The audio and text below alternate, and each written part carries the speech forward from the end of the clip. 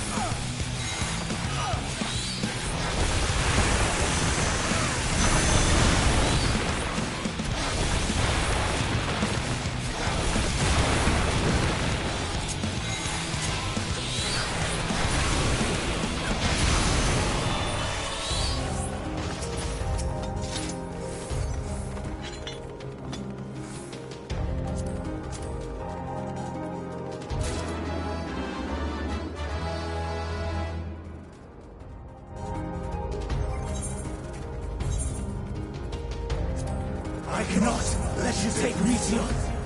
Not yet.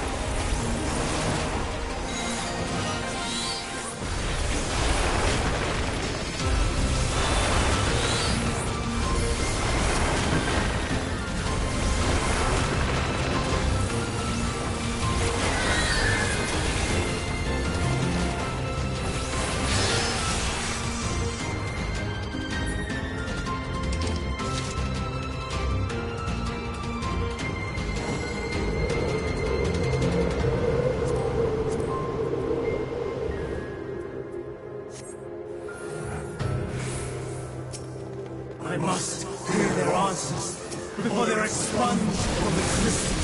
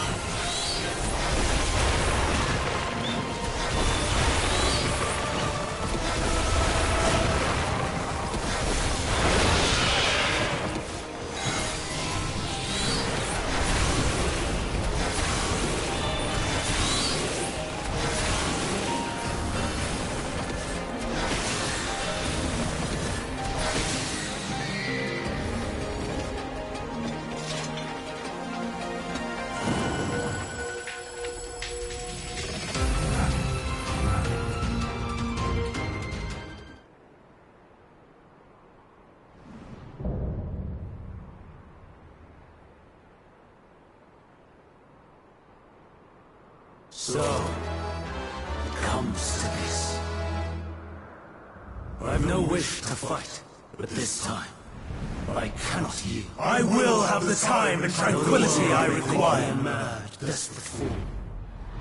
I will hold fast to my conviction. And Gale, gather to me!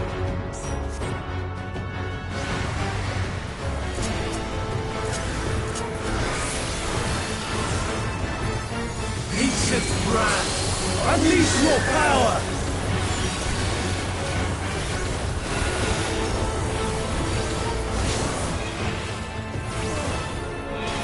Dancing winds, pierce my foe!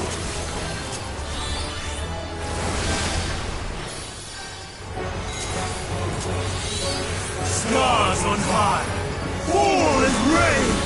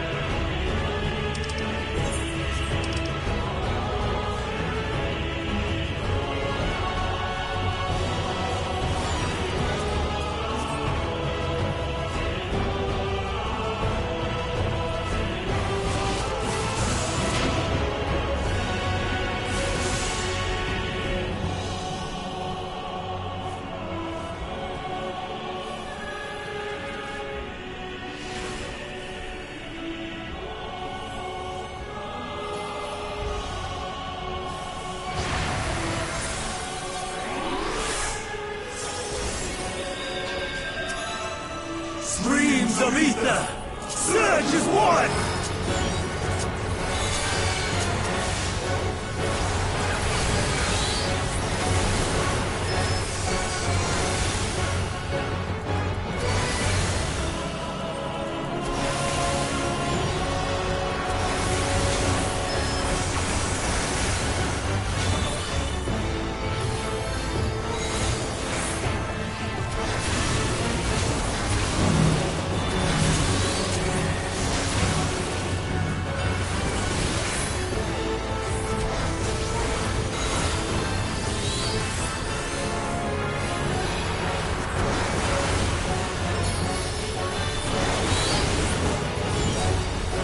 Dancing winds, pierce my foes!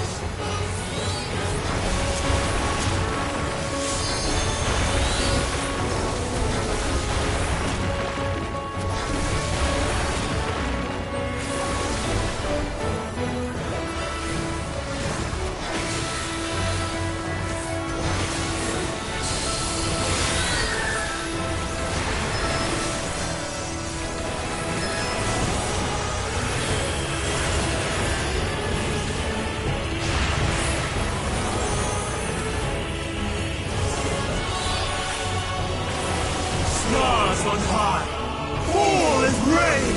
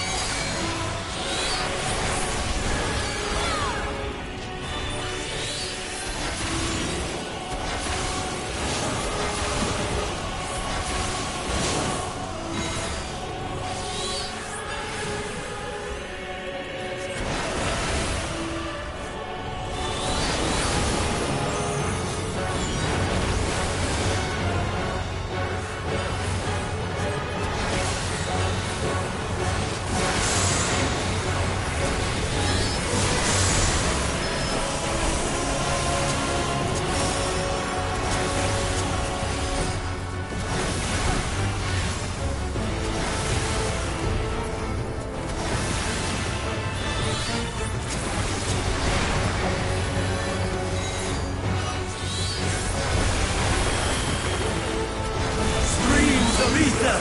Surge as one!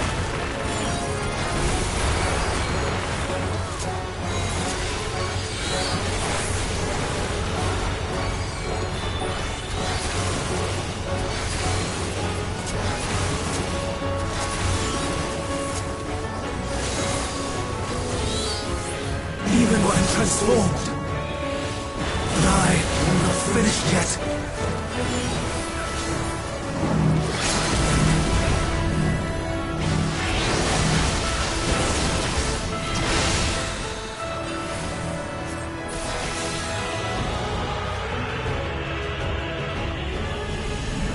No!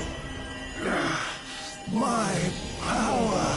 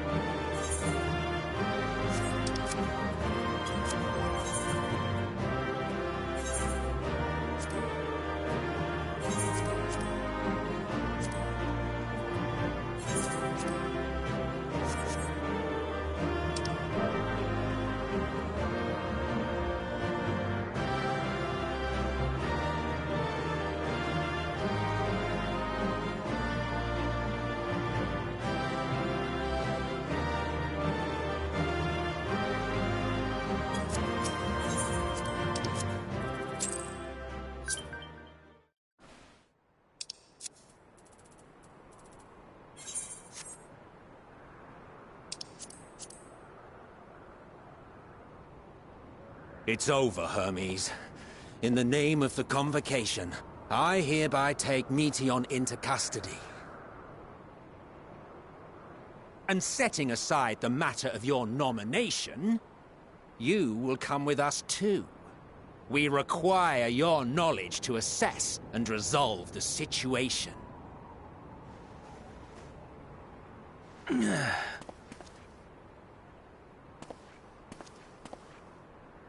Meteion, I am so sorry.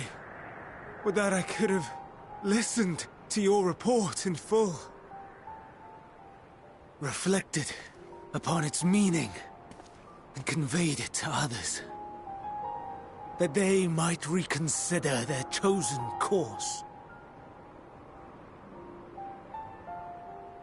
But I have failed.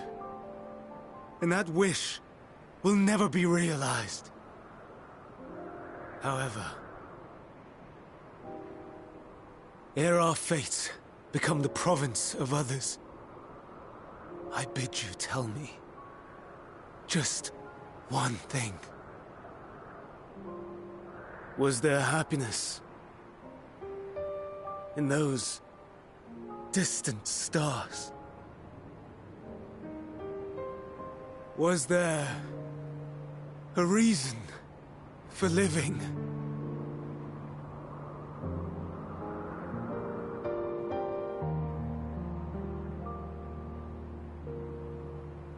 We conducted our search as per your instructions.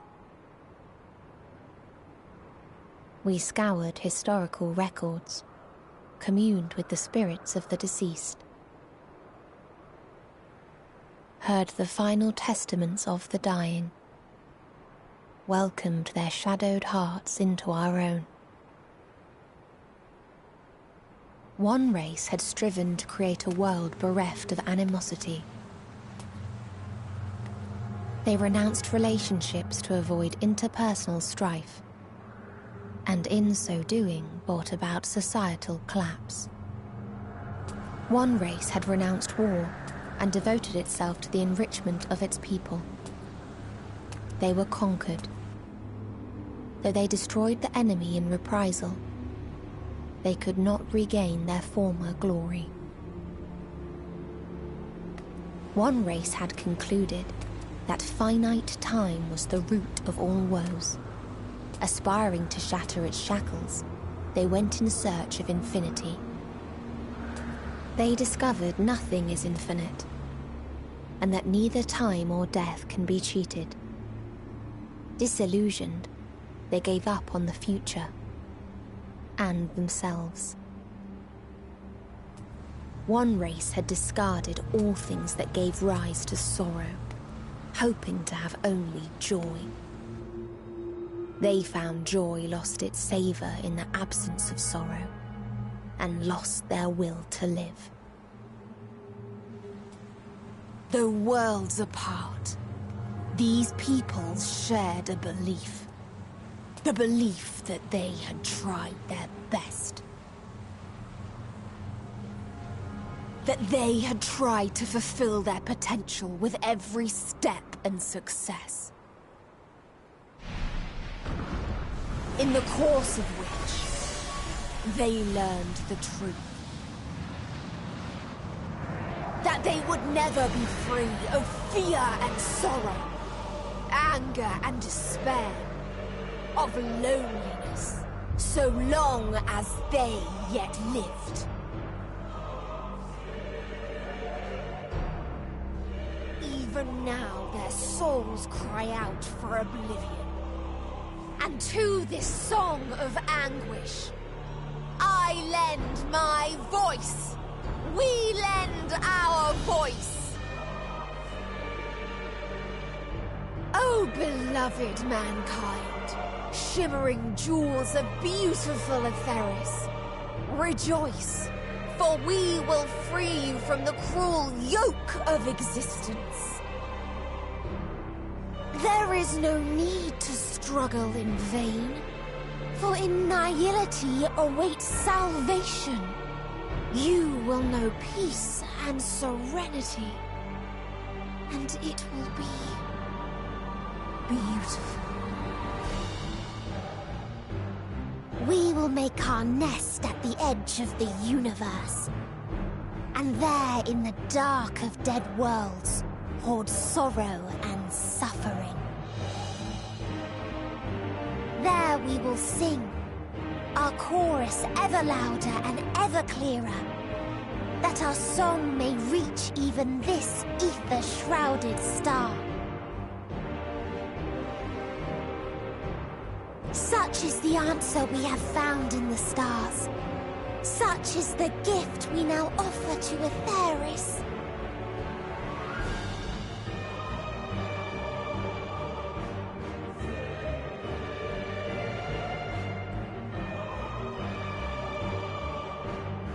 Who are you to decide our fate? To decree we live or die?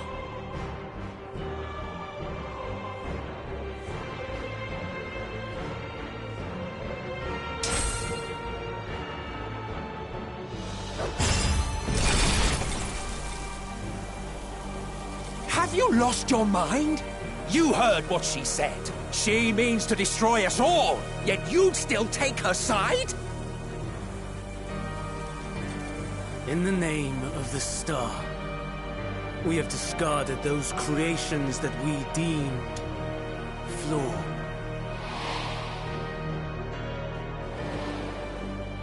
If we ourselves are flawed, does not stand to reason that we too should be discarded. That is sophistry, and you know it! Perhaps it is. Perhaps I am wrong. Who is to say that you are right?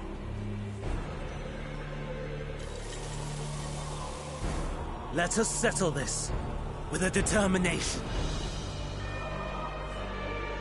In my authority as Chief Overseer of Elpis, I will make a judgment on man's fitness to exist.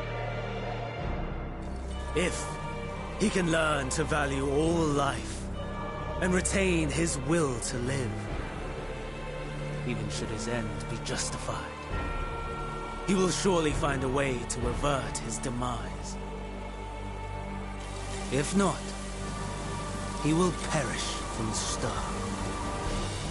As with all determinations, provisions must be made to ensure fairness. Kairos! Awaken!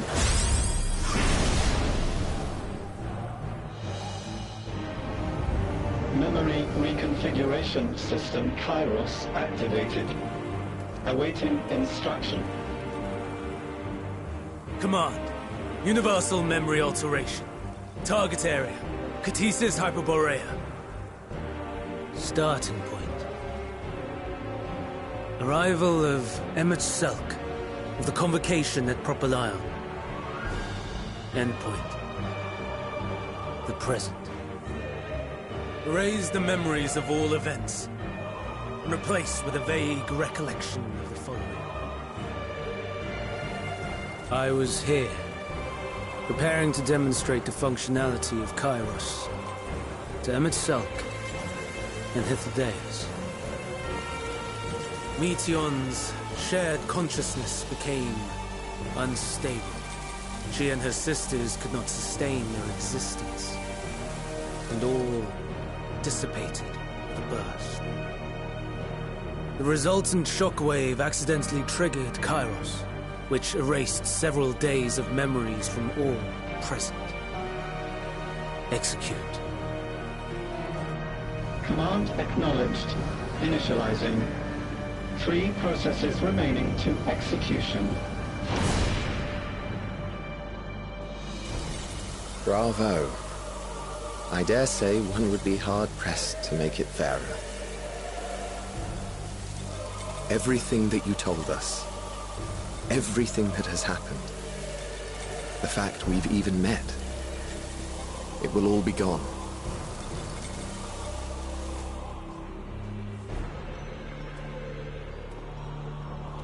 Go, Meteion.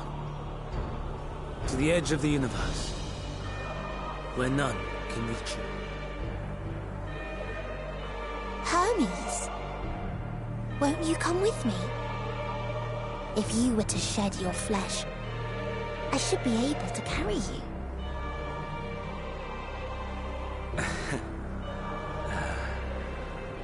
I will remain. As a man, I will oppose the oblivion you bring. Silly fool. Had you said yes, I would have granted you the gentlest end.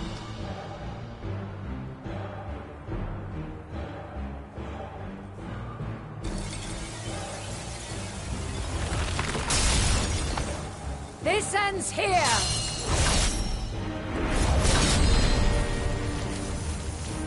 Fly, Meteor!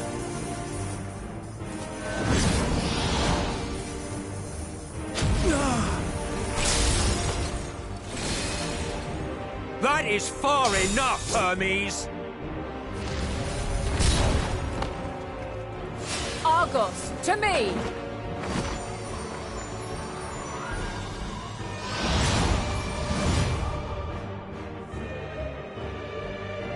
First process complete. 2 remaining to execution of memory reconfiguration. As if we needed more pressure. No matter what, you cannot forget what happened today.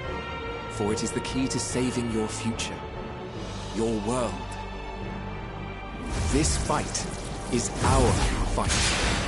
What comes after, our problem to contend with. Not yours. No. Your own struggle awaits. And no one else can take your place. You must flee this place with your memories intact. And I will see that you do. Now then, where is it? There you are, my little confluence.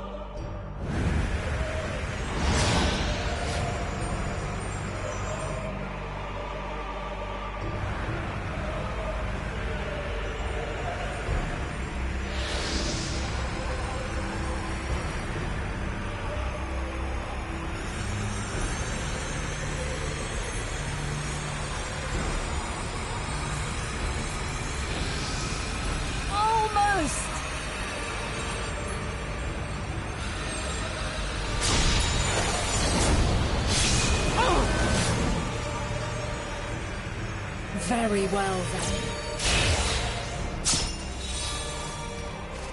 You may elude us this day, but not forever.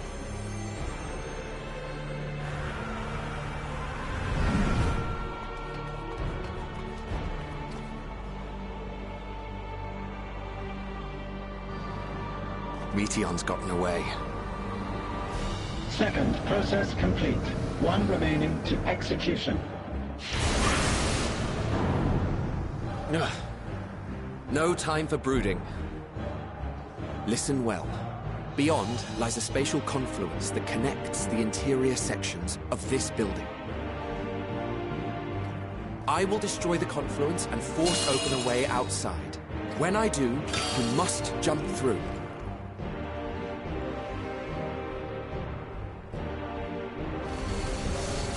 I cannot tell you how sorry I am. But neither can I let you escape!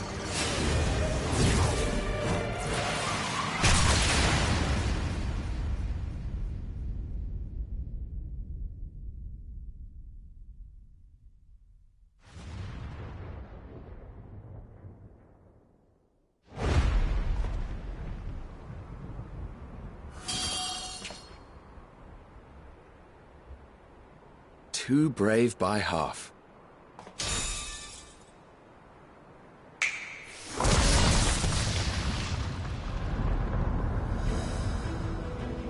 Exemplary work, as always, Emet-Selch. What? But how? I thought the confluence was... over... Over there? Yes. We were rather hoping you would. It was never anywhere but where it is now. The instant those two began making their way towards nothing, 'twas clear the plan was a diversion. I'm quite incapable of destroying a confluence, I must confess. A gambit brazen beyond words. Though we've grown accustomed to reckless improvisation due to the antics of an incorrigible associate. Though, in the case of certain present company, incorrigible is an understatement. Honestly, I'm beginning to suspect it's a requirement for every Azen.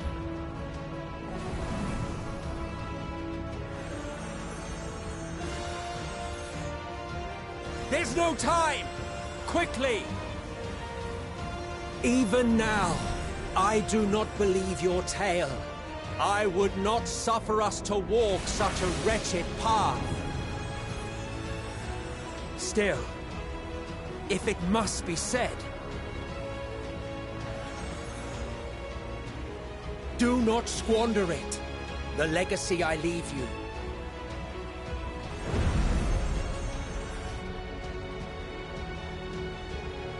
Final process complete. Executing universal memory alteration.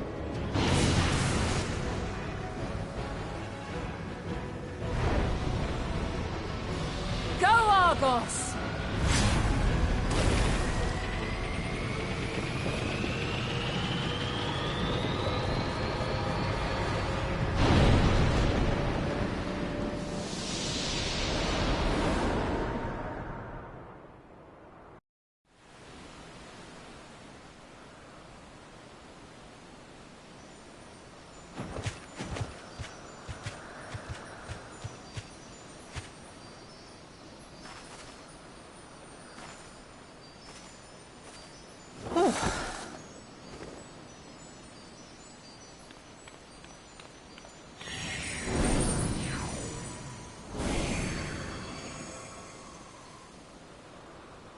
I'm fine.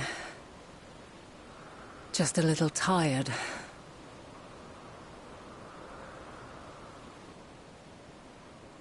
Can it be true?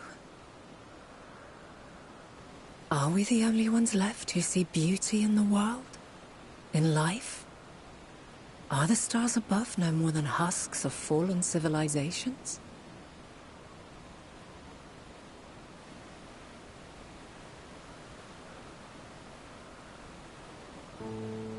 And yet,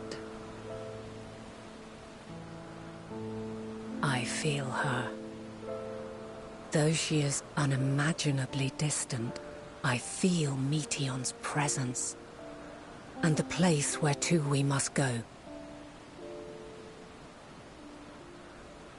Ere she made good her escape, I placed an enchantment upon her, one which allows us to follow her trail. She has already left the outermost bounds of Aetheris, and continues on her way. Given the vastness of the universe, it will still be no easy feat to track her down. But thanks to Emet-Selch and Hythlodaeus, all is not lost. We remember. So long as we remember, our fates remain ours to shape.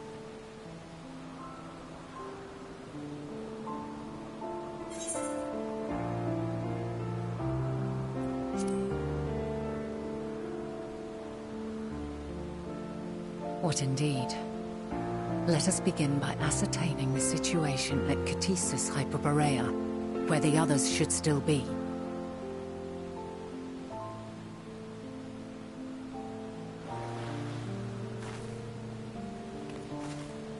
Given the likely state of their memories, however, it would be imprudent for us to approach them directly. In which case...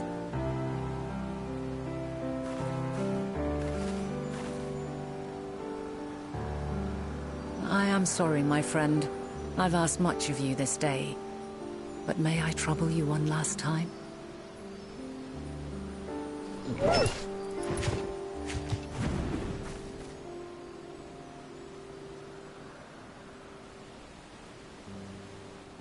Argos will investigate in our stead. We will share in his consciousness and see and hear as if we were with him.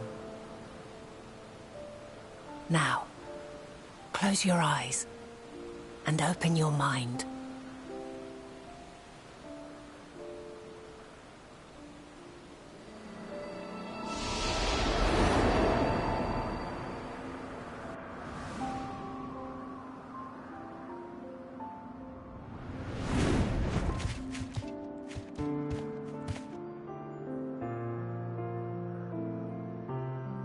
Thank goodness you are unharmed.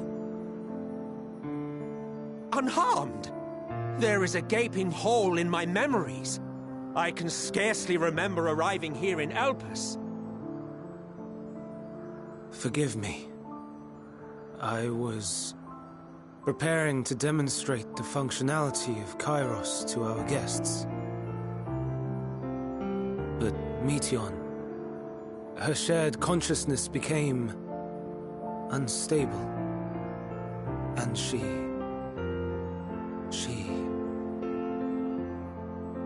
So, that's what prompted the state of alert. And when you went to investigate, you were caught in Kairos's accidental operation. So it would seem. It's all a blur to me. Such an unfortunate accident. Oh, and what of Venar and your other companion? You went inside together, as I recall. We did?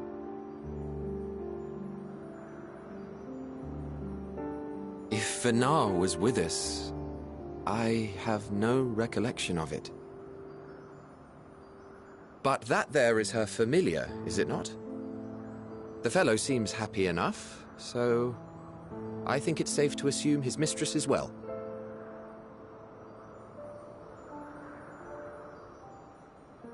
I haven't the slightest notion who this other companion might be, however.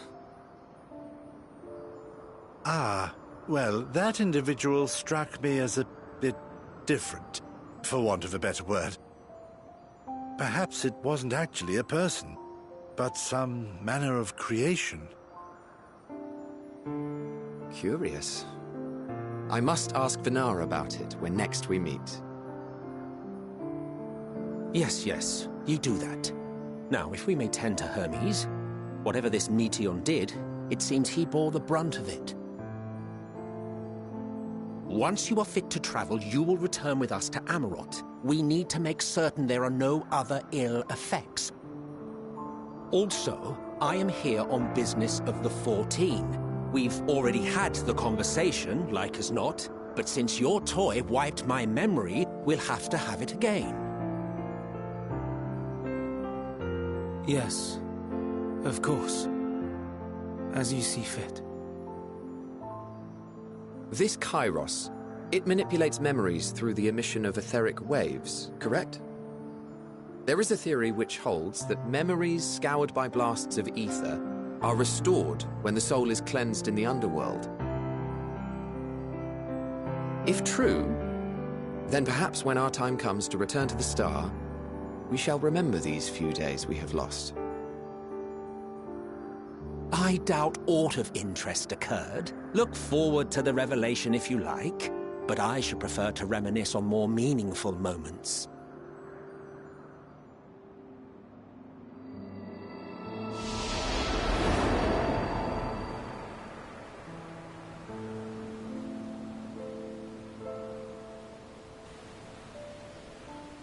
Let us rest, if only for a while.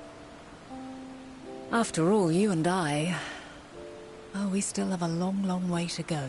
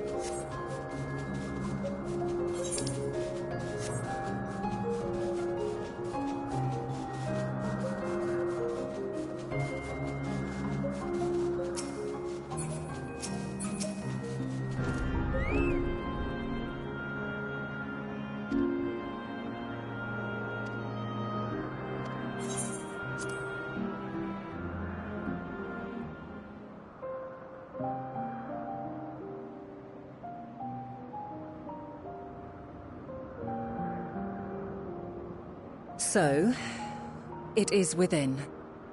The portal that brought you hither, and will take you home.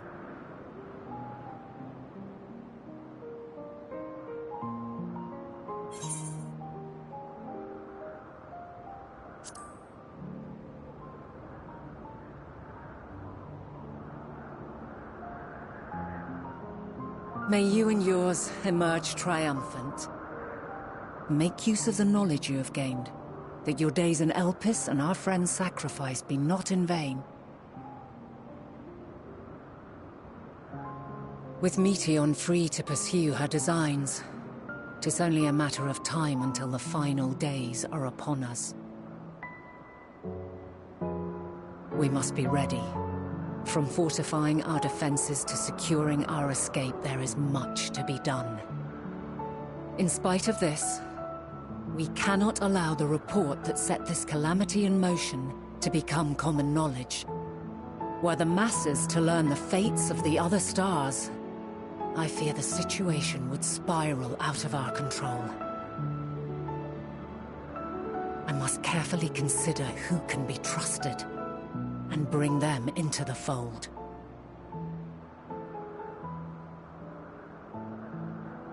Ordinarily, I wouldn't hesitate to call upon the 14. However, it was the desire for a fair determination that drove Hermes to attempt to erase our memories. And were he made aware of his actions, there is no telling whether he would remain a friend or become a foe. Alternately, we might try to alienate him from the convocation. Yet in doing so, we would deprive ourselves of a brilliant mind who would be invaluable in the crises to come. Quite the dilemma. Which is why I must work independently of the convocation. Regardless of how we proceed, if we are to permanently avert the final days, we must be equal to Hermes' challenge. We must prove that mankind is worthy to exist. And this hinges, I think, on how we confront the all-consuming despair that accompanies a senseless and seemingly inevitable end. Bewildered and divided, we would perish like the peoples of those celestial ruins.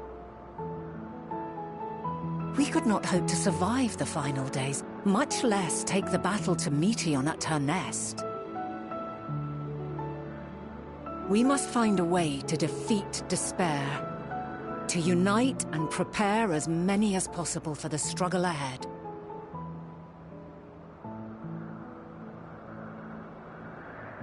Heavy will weigh the burden of guiding this legion of souls. Yet I have faith in mankind's potential. As long as he believes in himself, there is naught he cannot achieve. So I will not give up on him. On us. You may find your world to be very different. Or perhaps the erasure of our friend's memories has sown the seeds of a conjunction between us. We cannot know until the moment is at hand. So shall I strive to do my best, taking naught for granted as I walk my path.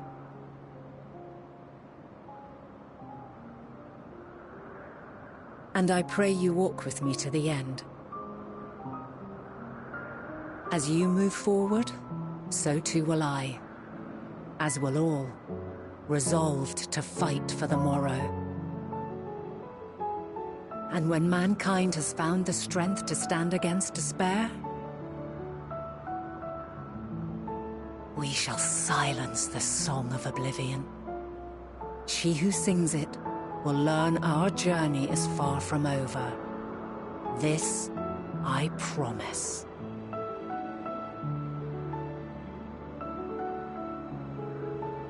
Fare you well, my light of the future, till we meet again.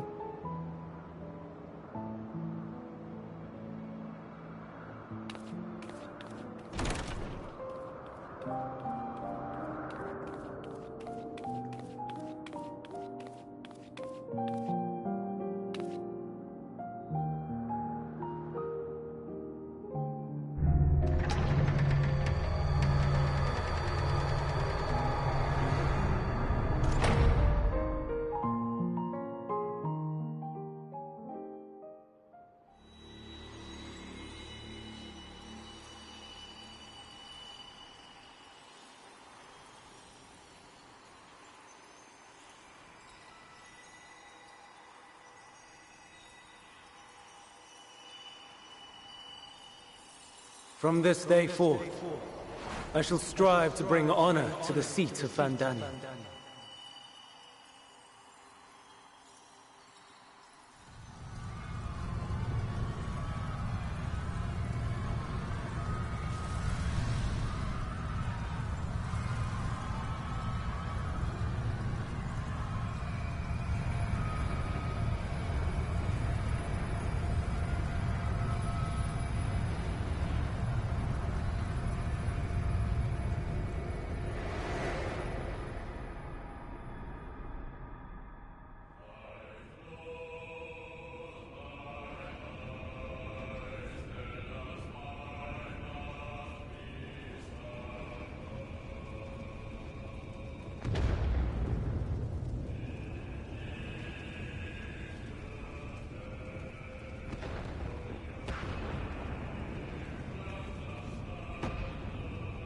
Even now, I remember standing there, locked in a moment where the sky is aflame.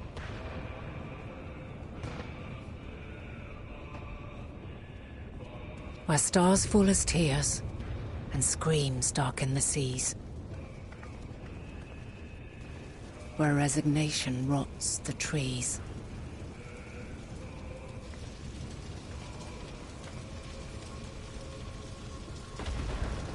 Where terror twists magics into abominations. Such is the lament of they who have gone before. The song of they who tried and failed to create a better world. The song of the end.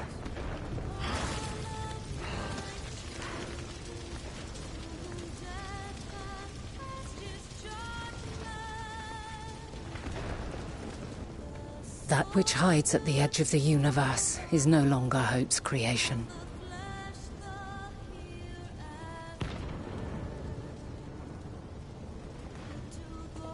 It is hopelessness incarnate.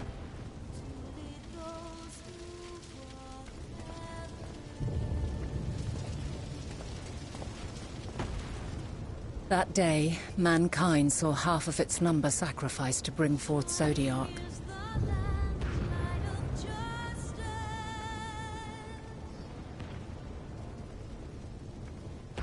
And covering the star in a shroud of ether, we forestalled the final days.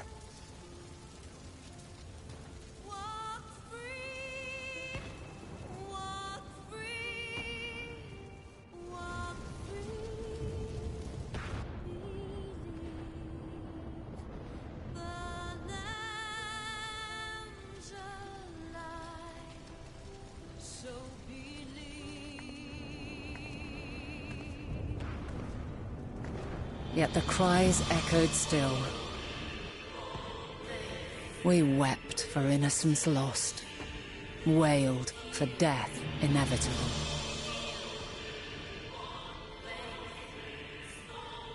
A reality too terrible to bear. And for too many who sought comfort in gilded memories of joyful days and tranquil nights.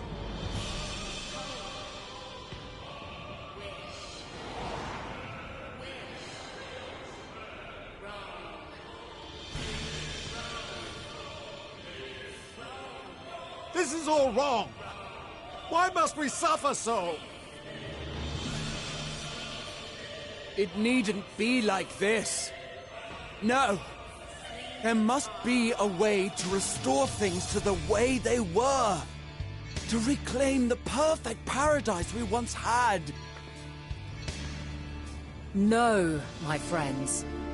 Suffering exists, and we cannot pretend otherwise.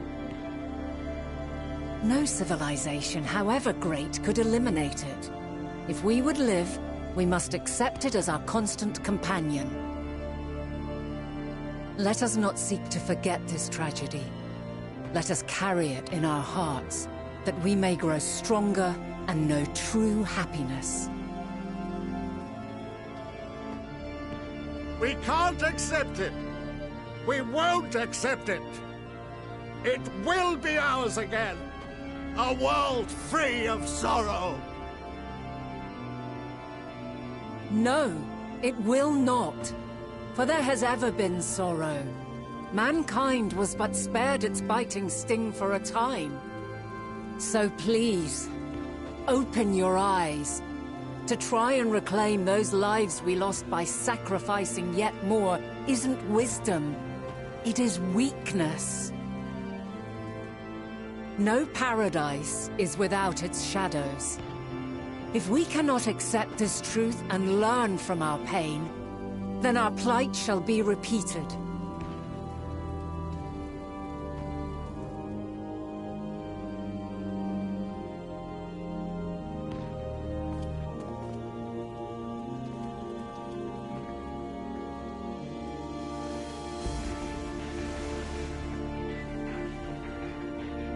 O mighty Zodiac!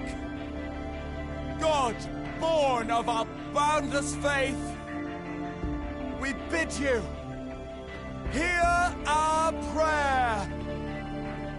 Accept this offering of lives, and deliver unto us the lives we once had. Deliver unto us the days of old, the days when the star was a font of love, and we knew naught but bliss.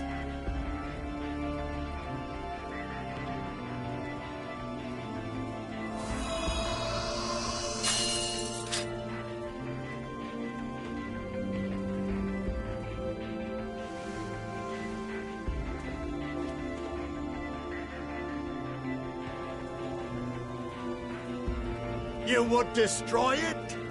Our beautiful world?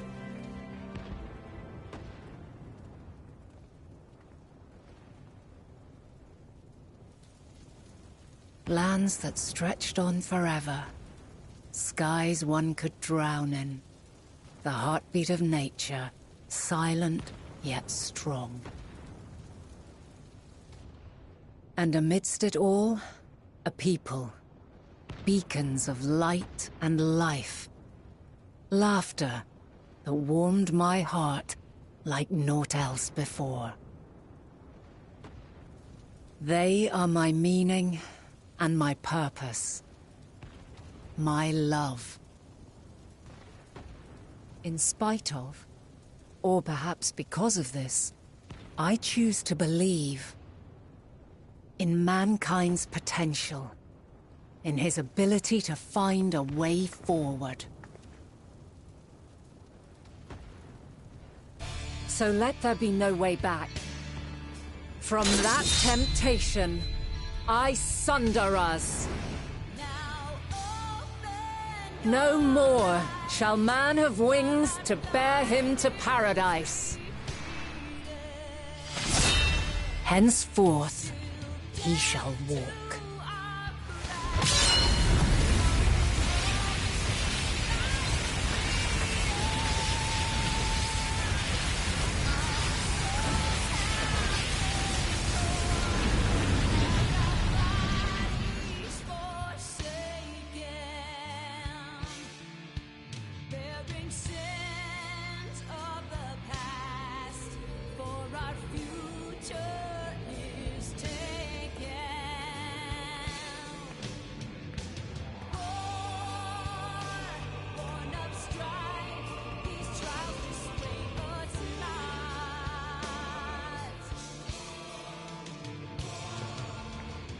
All is excruciating pain. I breathe fire and torment.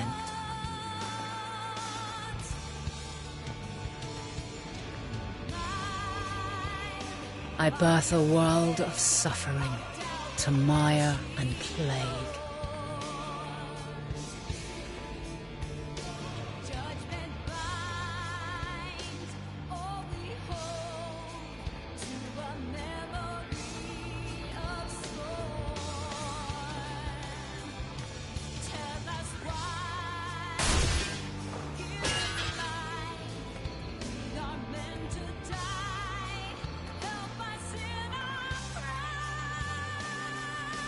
In one fleeting moment, lives come and go, ever moving towards the unknown.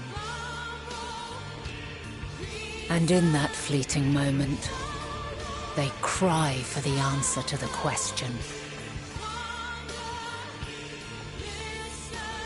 Why, given life, are they meant to suffer, to die?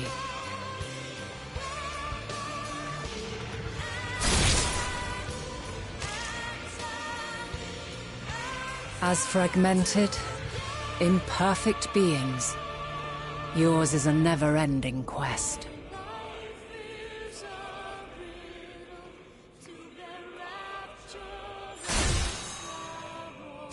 A quest to find your purpose, knowing your end is assured.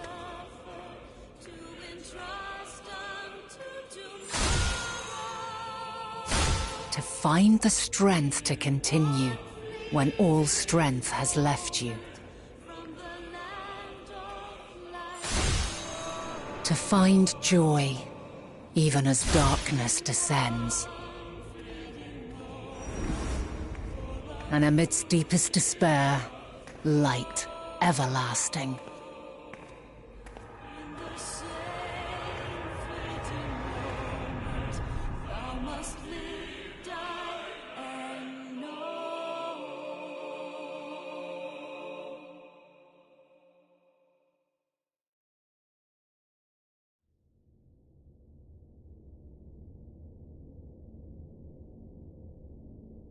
A conjunction has begun to form, an intertwining of your time and mine.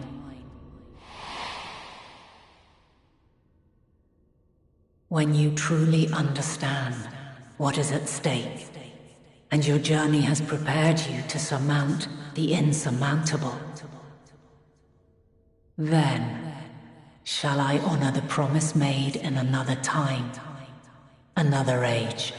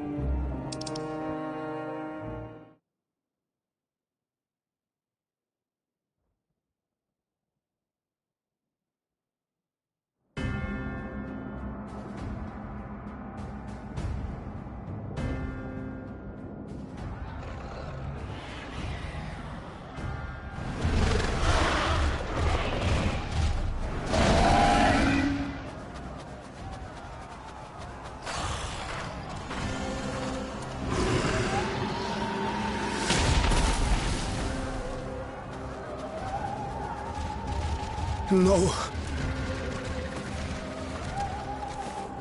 No. No. We were promised an escape. Not the same we fled.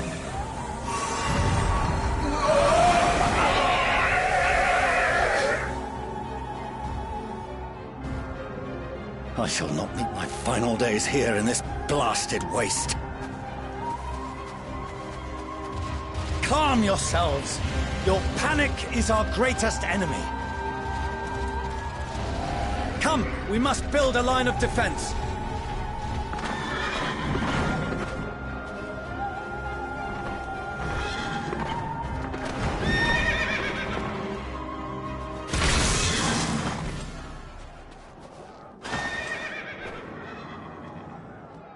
How? Leave the fighting to us, Father. You must lead the people to safety.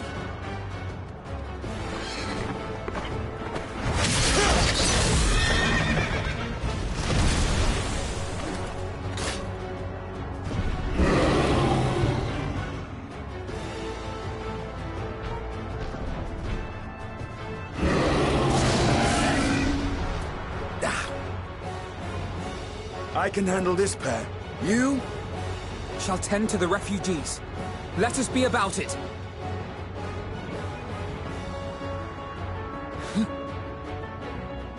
As you wish, my little lord.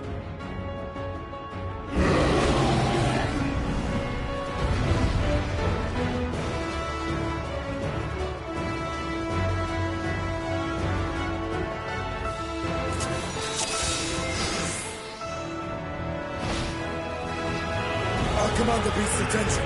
See to the wounded. Help is at hand.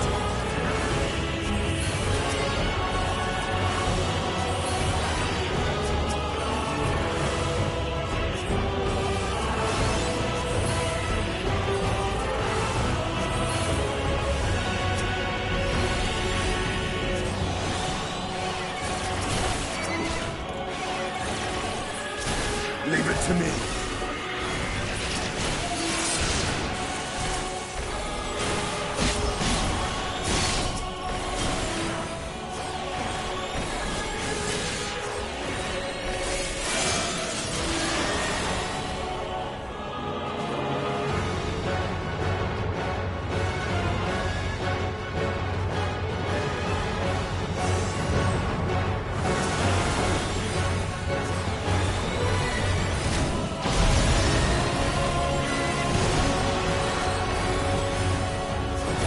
Those who can stand, come with me!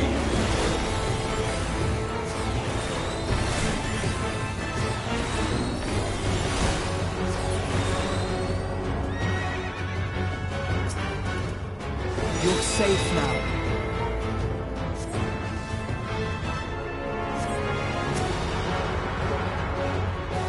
Easy now. Deep breaths.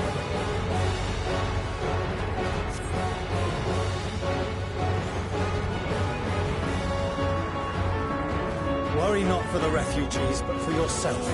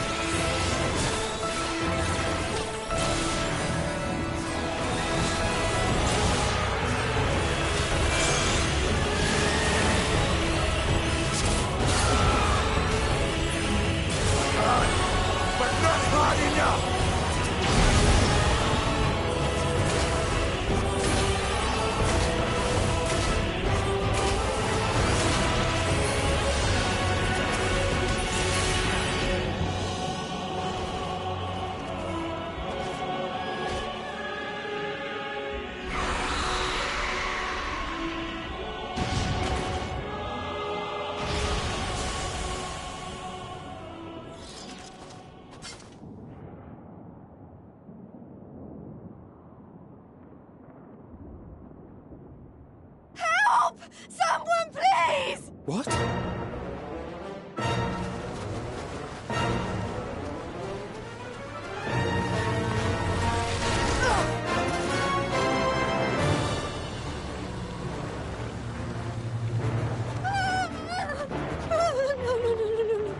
Don't.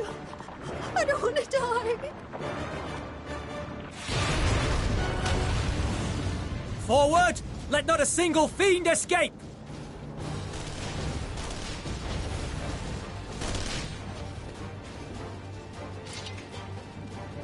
Wait, that's...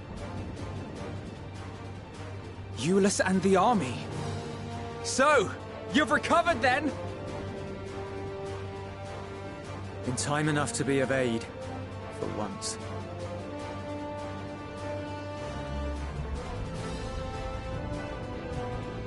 We can speak of it more later. For now, we must fight! To repay your salvation in kind, or with better! For Garlemald has her pride!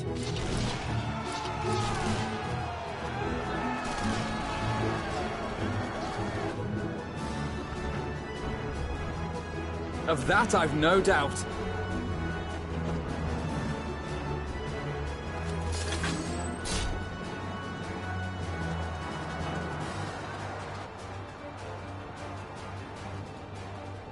The gods. Of all possible saviors, the Imperial Army. Oh!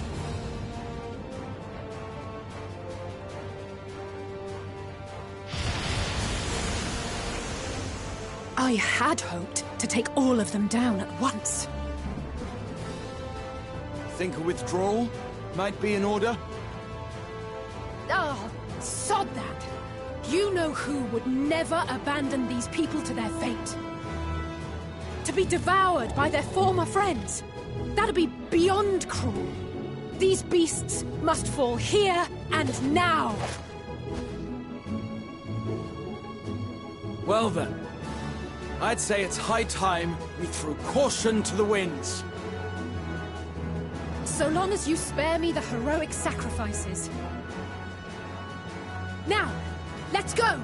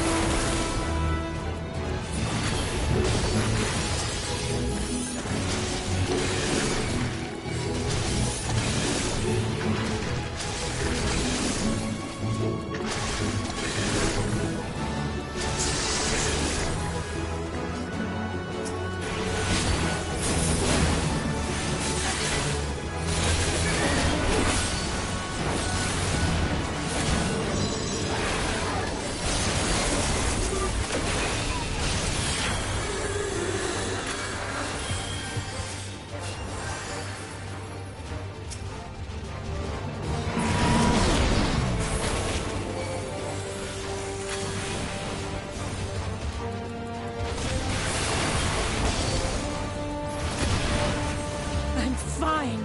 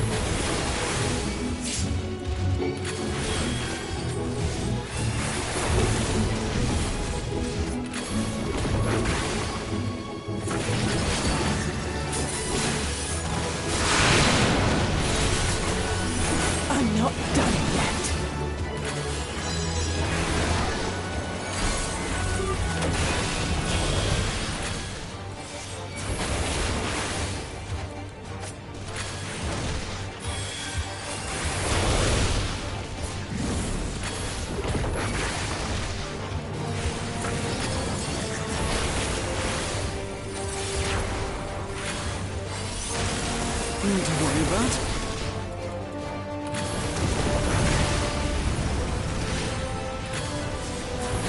The air crackles with energy. Find cover!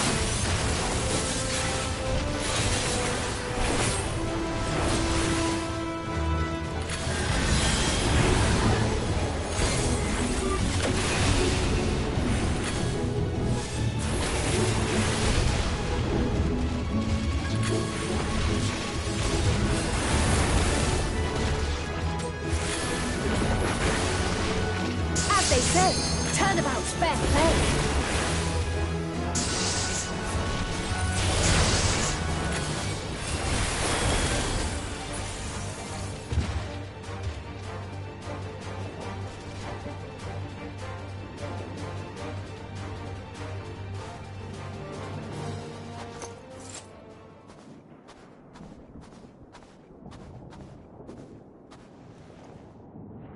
There's not the barest trace of ether. Maybe there really is no way to bring them back.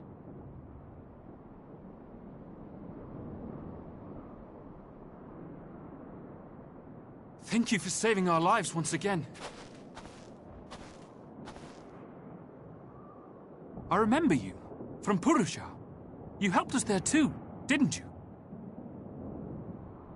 Ah, you're from Palaka's stand. I'm glad you're still in one piece.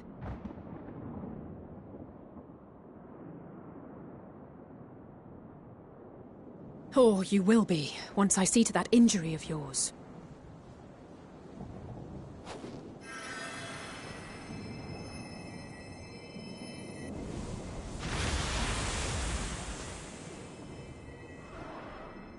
Look out!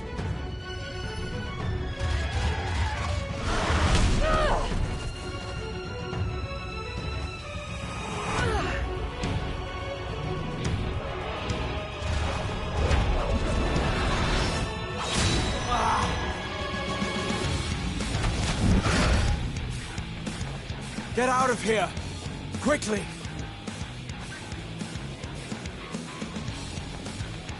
I won't lose them! Not a one! This will be a brighter future! I won't let a madman's apocalypse ruin everything we've fought to achieve!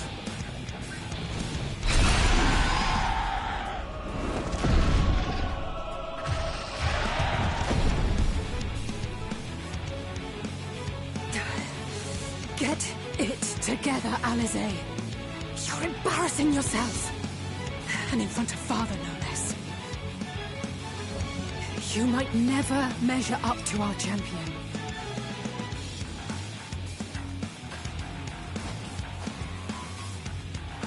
But we ask too much of her as it is. You mustn't let Eorzea's hero fight alone.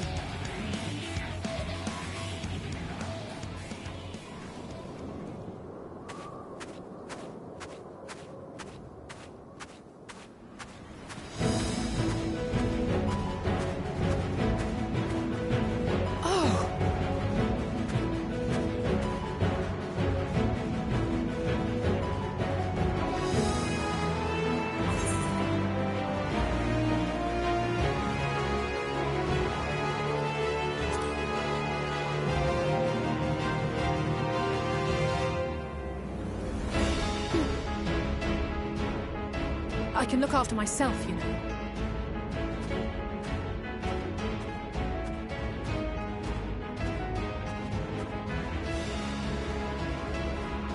Everything's in order, I trust?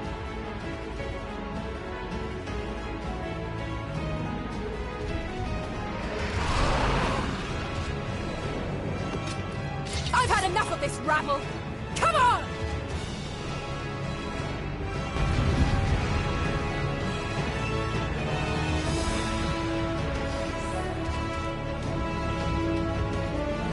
Oh, a trio for the ages.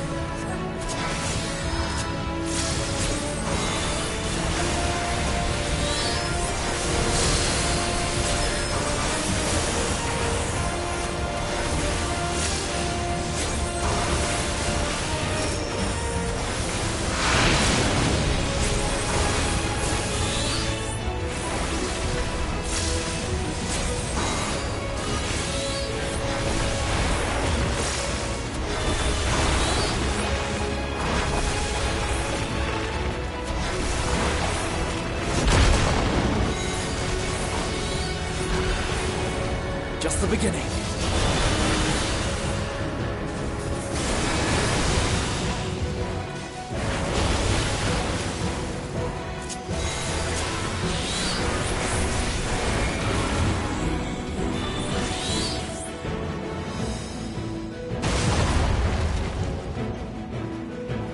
a feeling I'd find you. This should be the last of the worst troublemakers. With me!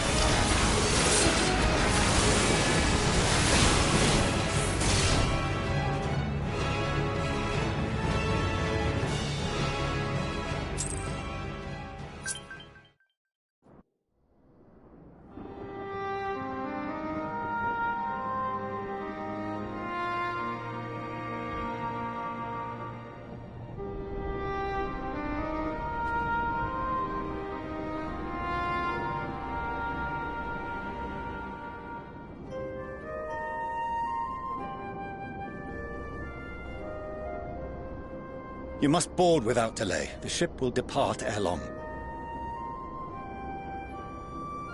Your offer to host us in Sharlayan is most appreciated. But will the final days not soon fall upon it as well?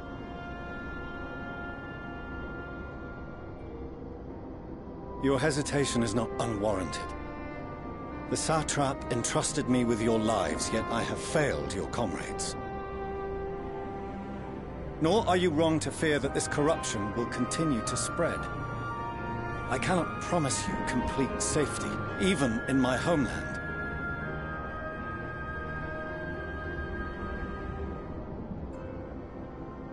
What I can promise is that I will do all in my power to protect you.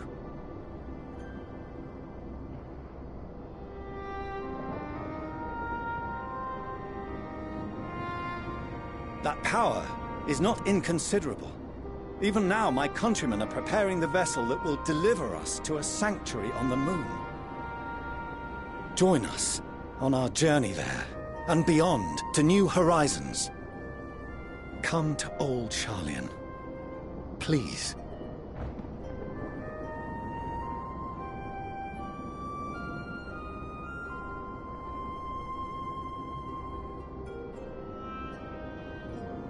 We would be fools to refuse such a generous offer made in earnest.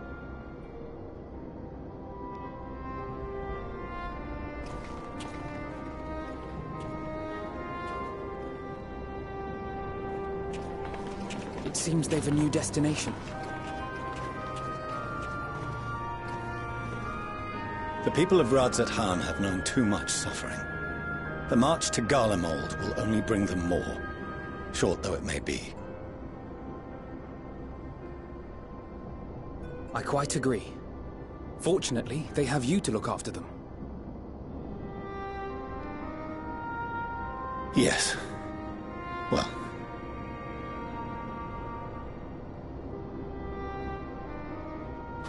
Behind you! Just there!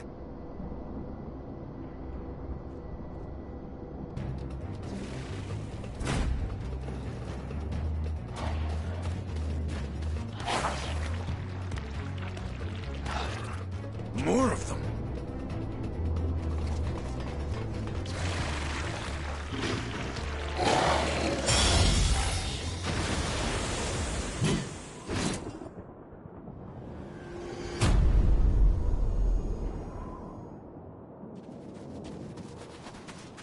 Xenos! Here!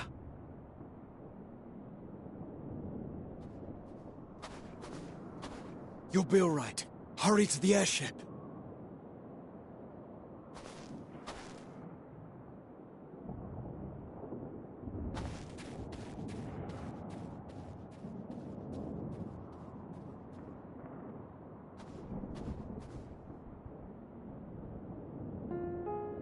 Why have you come?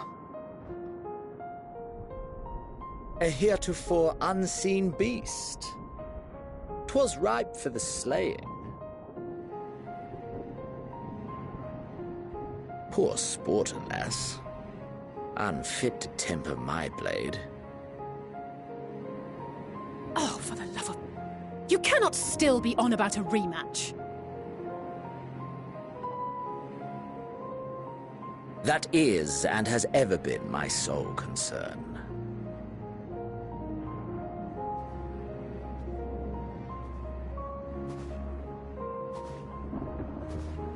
You, on the other hand, are fixated on a different quarry. Your passion pales before mine, yet neither hate nor despair seems sufficient to recapture your misdirected bloodlust.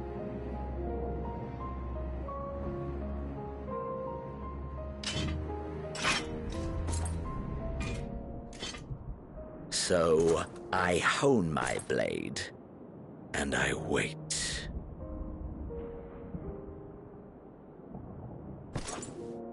That's it. That's all you care about.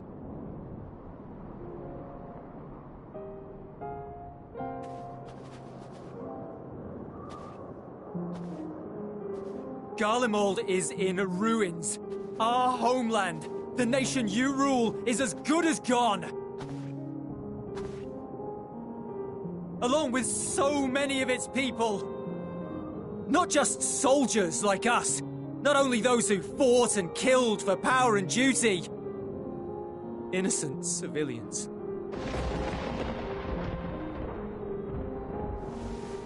Murdered by their own flesh and blood. Lost and confused as they breathed their last. While we who survived with our lives and minds intact were left to freeze to death. The Eorzeans tell me all this was your doing! You slaughtered your countrymen! You did! For what? For nothing, in the end. So much wasted effort.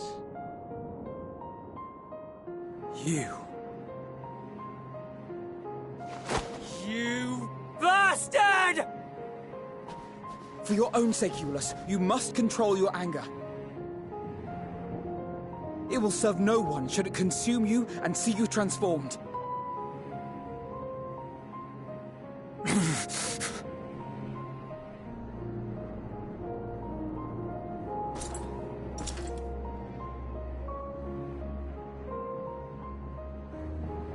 Would you be happier had I a good reason? What? If my motives met with your approval, would you no longer resent the outcome? If so, then perhaps a beast's skin would suit you better. Duty, honor, morality. All constructs of convenience when put to proof. Surely the war taught you how easily power becomes the tool of the self-righteous.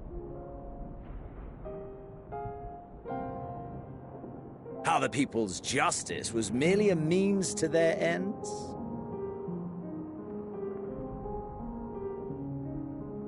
Yet you would ask me why. Ask any creature of this star and those above for answers, and they will tell you what suits their fancy. And they would be right to do so. What meaning there is to be found in the petty vicissitudes of your existence must be gleaned by you, and you alone.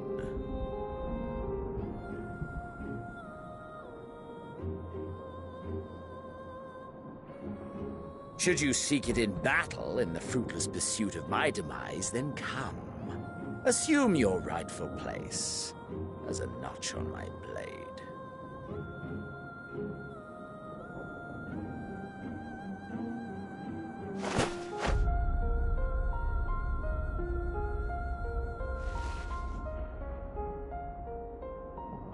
You are a blight on the Garlean race, and there would be no more satisfying way to expunge it than by beating you to death.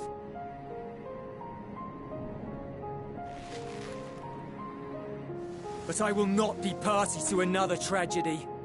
I refuse to lose anyone else because of you. So go. Go! And may we never suffer your madness again!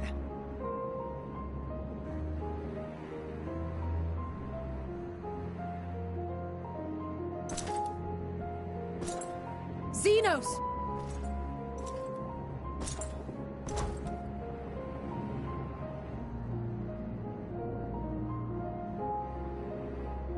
Perhaps you found meaning in living this way. I cannot deny you found strength. Yet if you only pursue your hedonistic pleasures and pay no heed to the plight of others, then no one will give you the time of day. You will never get what you want, not even the battle you pine for so dearly. You'll be alone for an eternity, and you'll deserve every agonizing second of it.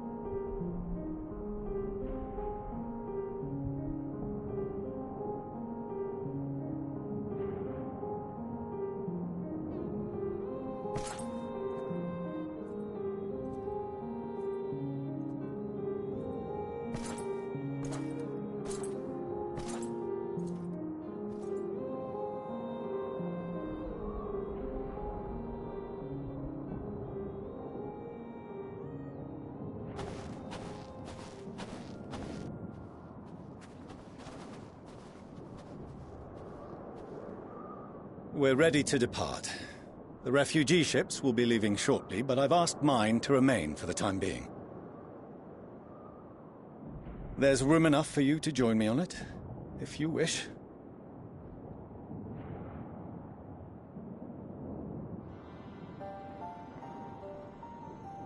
Do contain your surprise. I needn't agree with the Scion's methods or intentions to acknowledge that their deeds are deserving of gratitude. We appreciate the offer. But might I ask why you are delaying your departure? I presume it is not solely for our benefit. I must visit Garlemald ere we return to Sharlayan. Having caused such an uproar, 'tis only meet that I explain myself to the Ilsabard contingent.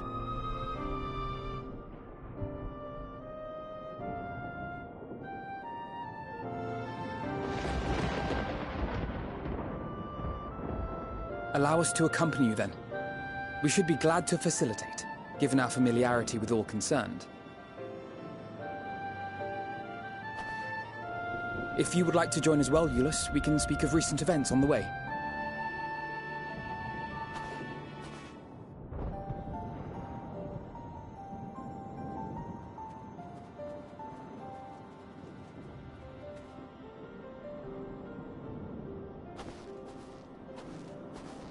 He'll be after your seat on the Forum next.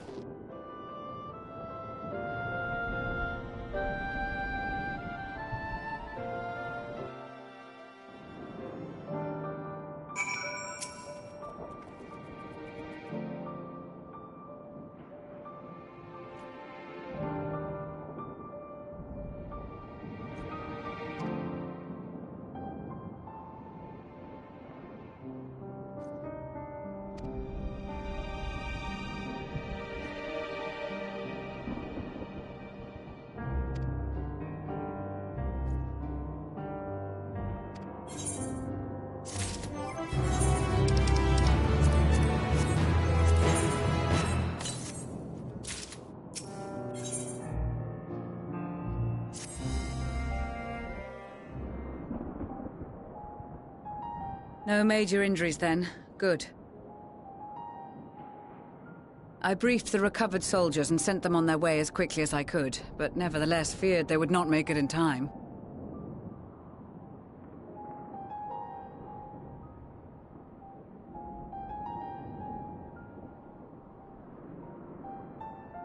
The additional support was invaluable.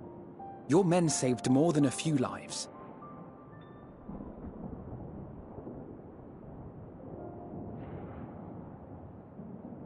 Though not all, I regret to say.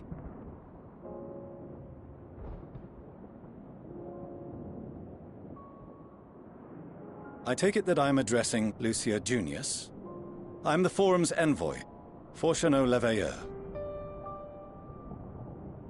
And you are owed an explanation for these most dire developments.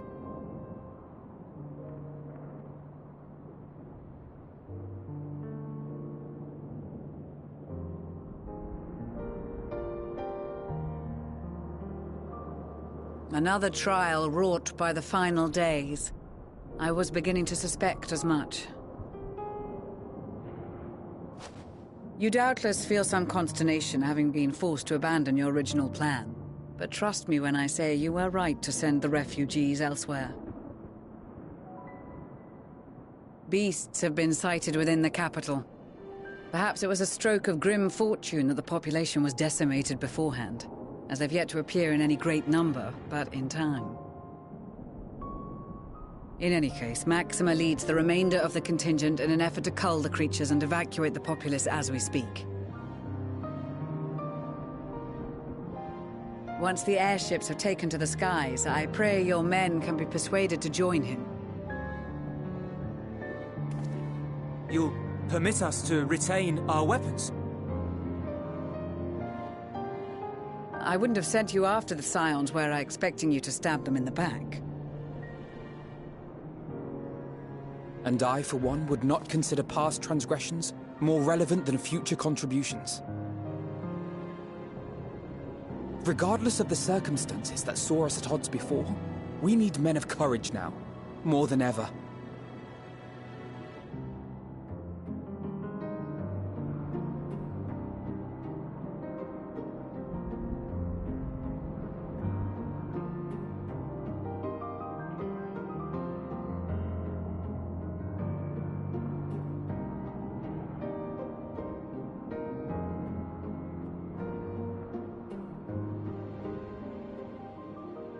We swore to defend Garlemald, and so we shall.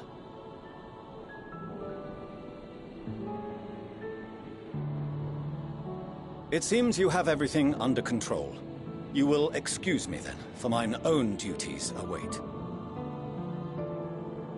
A moment, Master Fortuno. You did desire to express your appreciation for services rendered, did you not? I did. Though if you intend to again ask that Sharlayan alter its course, you will find my gratitude insufficient. 'Tis nothing so onerous. I wish to hear the details of this grand endeavor of yours.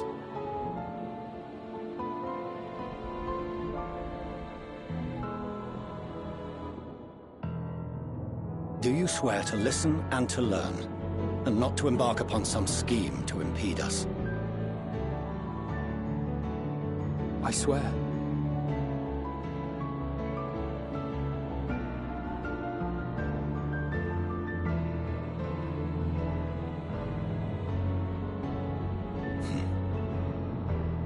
Any other I would doubt, but you I trust to keep your word. For not once have you broken it. Very well. I will request that the Forum make you privy to our plans. You may await our summons at the Baldessian Annex, assuming the decision is in your favor. Does that suffice? It does. You have my thanks. Excellent. You can regale us with tales of your most recent sojourn to the First while we wait.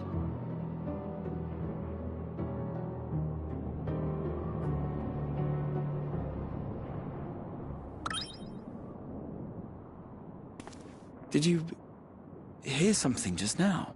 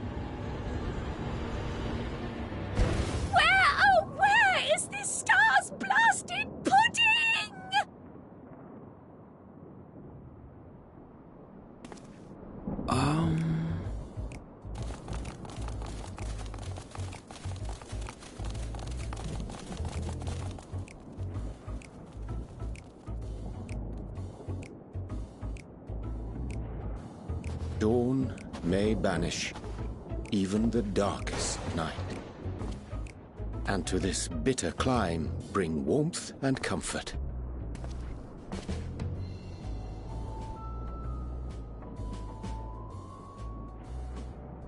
'Tis heartening to see such an assembly upon my return. I thought often of you whilst I looked down upon our star's brilliance from the moon above. Yes, but what are you doing here? And dressed like that? Aren't you cold? Verily, I fear for my health should I proceed to expound upon our purpose ere I procure more suitable garments. Then allow me to summarize. We're here because none of you lot are up there. Nor has anyone deigned to send word about any changes in the plans. It's rude, is what it is.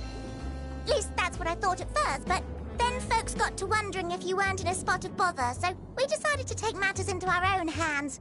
Come down here and help, if our help be needed. So she says, but it's also something of a convenient excuse to visit Aetheris. Urianger made it sound absolutely marvelous. More so before the impending doom, but still. And it's not like there will ever be a better time. What with the aforementioned doom? Marvellous, they say, yet not an ounce of pudding to be found. I must suffer Urianger's inferior works no more. Hey! Maybe consider the plight of present company before you go blathering on about pudding and doom? Ahem. was saying, should you require any assistance with whatever, we are at your disposal. We were born from Hydaelyn's love for the lives of this star, so naturally we would much prefer to see them continue. Twiddling our thumbs up on the moon is hardly conducive to that, though, is it? Not when you've all got such precious thoughts and feelings and hopes for the future deserving of more active preservation. Speaking to Urianger made us realize that while we've carried out our duties to the letter, we've failed to fulfill them in spirit. From there, it was just a hop, skip, and a jump towards resolving to do better. So please, show us how. Help us help you.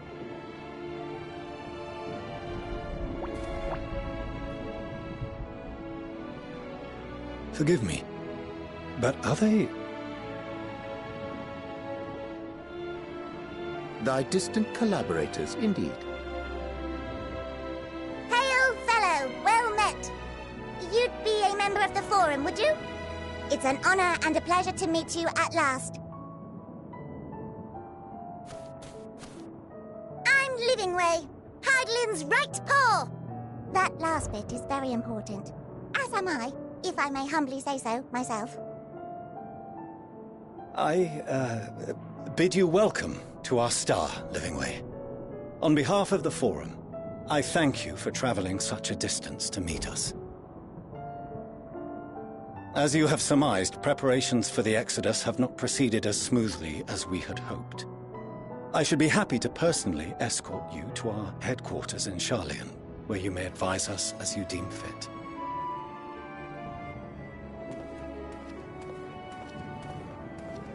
'Twas with reluctance that I set aside the great work of readying the moon for habitation.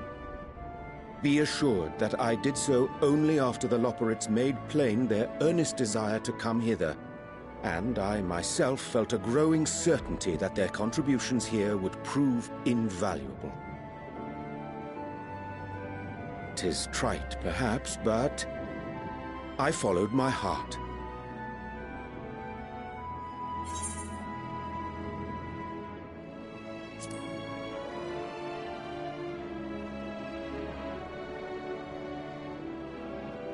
For a time, at least. Nevertheless, 'twas worth the journey to find present company well. Wilt thou attend us at the Forum and lend thine own wisdom?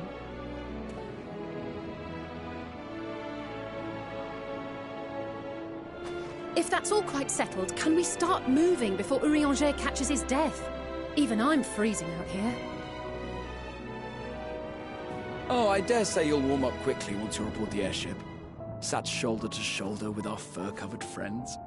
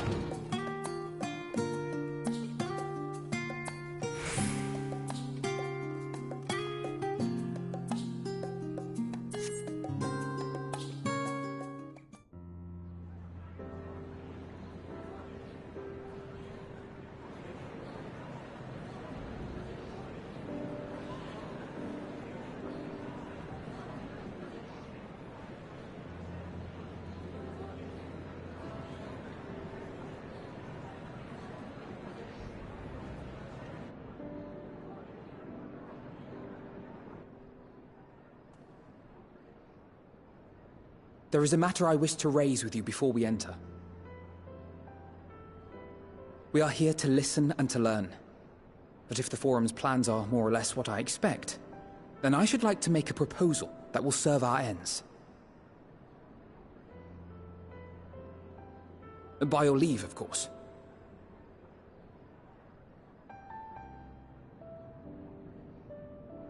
I don't see why not. Your words and wits have gotten us this far. Agreed. I will present our queries so that you may consider the most advantageous way to advance your proposal without distraction. Thank you, everyone. If I may have your attention, the ad hoc session will now commence. The purpose of today's assembly is to brief the Scions of the Seventh Dawn, at their request, on the Great Exodus. You may enter.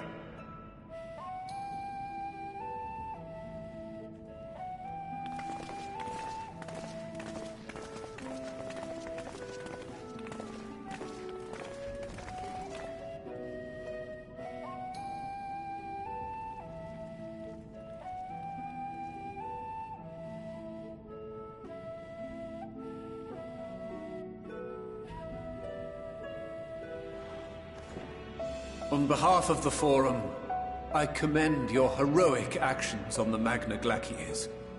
We shall not soon forget your service to us and the people of Radzadhan. The Satrap, whom we have informed of the refugees' new arrangements, sings your praises as well. As an expression of our gratitude, we will endeavor to answer your questions as fully and openly as we are able.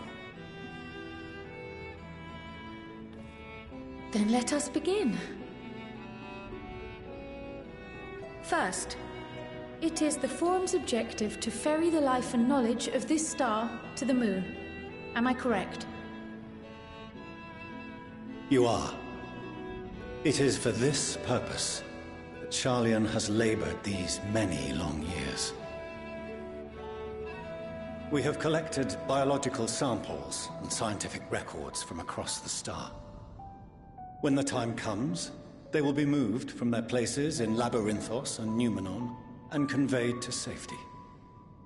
Once that critical task has been accomplished, we will begin transporting the Sharlayan citizenry, which has been categorized into groups. The earliest arrivals are to ensure hospitable environs for those who come after. Following our people, we will send those of other nations in turn, beginning with our allies. Radzadhan was foremost among these, but since the final days have already come to Thavnair, we saw fit to include the refugees with earlier groupings.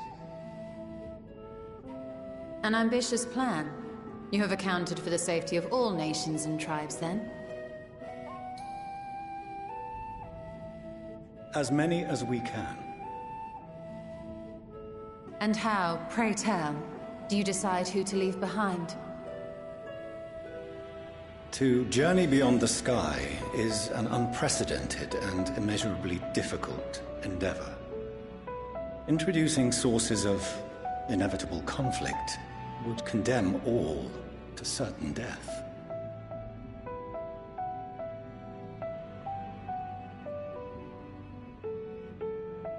Questions as to the validity of that approach aside,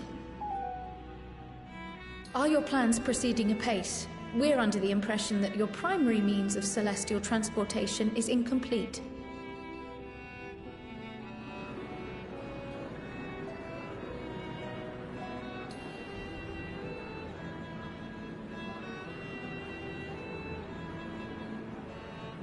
If only in that it does not meet our optimal parameters, that is correct. This Ark, as some have taken to calling it, is fully operational and could be launched even today. However, the final days have progressed more quickly than we anticipated. At present, the ship is incapable of attaining speeds sufficient to meet our evacuation targets. Should we put the vessel into service, as it is now, we will be unable to travel to the moon and back quickly enough to complete the necessary number of trips. Precious lives and knowledge will be lost.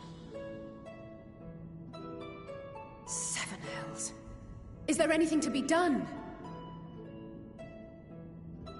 The ether burner, the primary means of propulsion once the craft is in the space between stars, is undergoing testing to determine whether it can be made more efficient. Though cargo is being loaded for the initial phase of the Exodus, we are prepared to continue our experimentation up to the day before launch, should it prove necessary.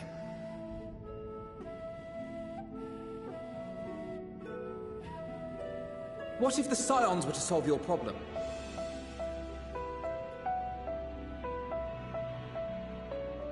We shall help devise a means to improve the ether burner's efficiency, on 2 conditions. If we succeed, you must allow us to meet with Hydaelyn.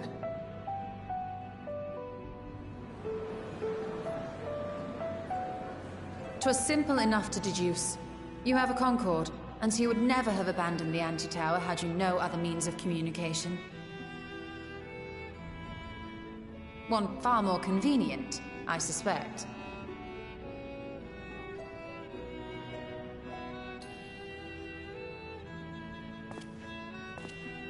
The second condition, also to be met upon our success, is that we be permitted to propose another use for your Ark.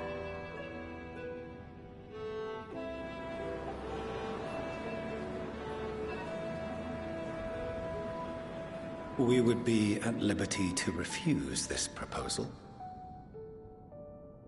Of course. If we cannot prove its merit to the 99 here, who are we to stake on it the lives of all peoples of this star?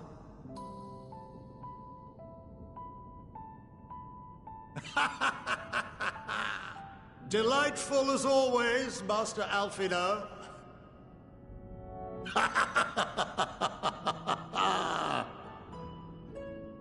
Oh, we couldn't have asked for a finer plan.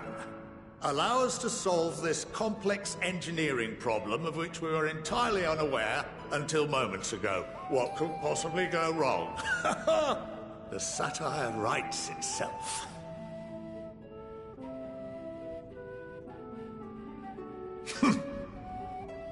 Yet, what field has not benefited from a change in perspective? When we are at wit's end, what we need is not the same dry theories recited ad nauseam, but fresh inspiration.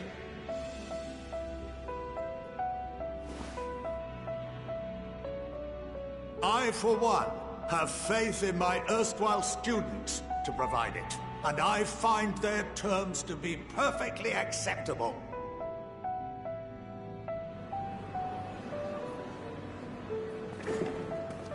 Order! Order! We have no time to waste on debate.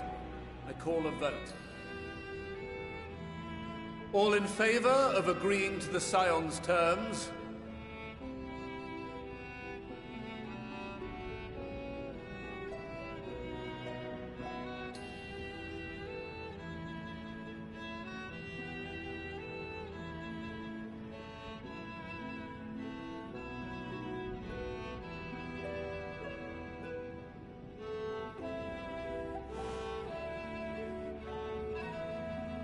"71 in favor, 28 against. The ayes have it.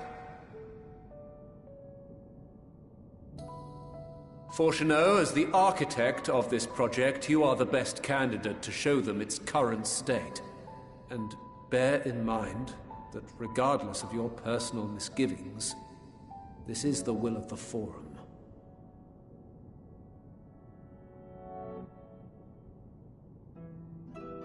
Very well. I call this session to a close. Return to your tasks with urgency. The final days wait for none.